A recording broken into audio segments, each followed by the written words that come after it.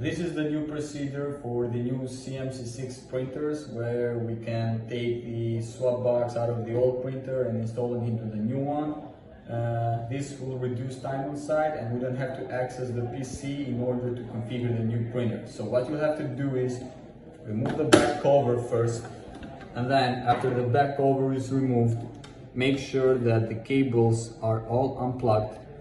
Power cable, the USB cable, and also the Ethernet cable over here should be unplugged. After we have all of the cables unplugged, make sure to unscrew these 4 screws out of the machine.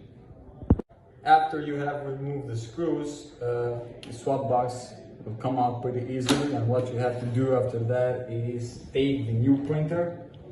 And pretty much the steps are the same on the new printer. Make sure you remove the back cover.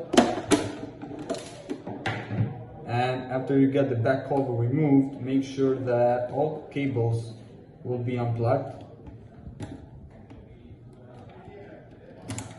And make sure the Ethernet cable will be unplugged, and make sure you get all 4 screws removed.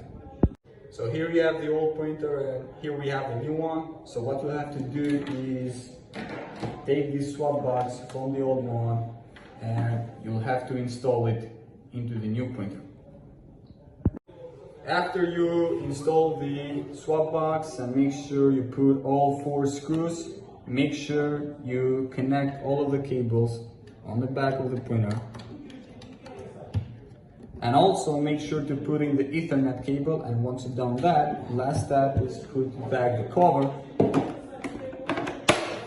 and the new printer will be ready up on the system. You don't have to get access on the PC to configure. Now, a very important thing is that the new swap box that we remove from the new printer will have to be returned with the old one. This is a very important step. Make sure you get both parts returned from site.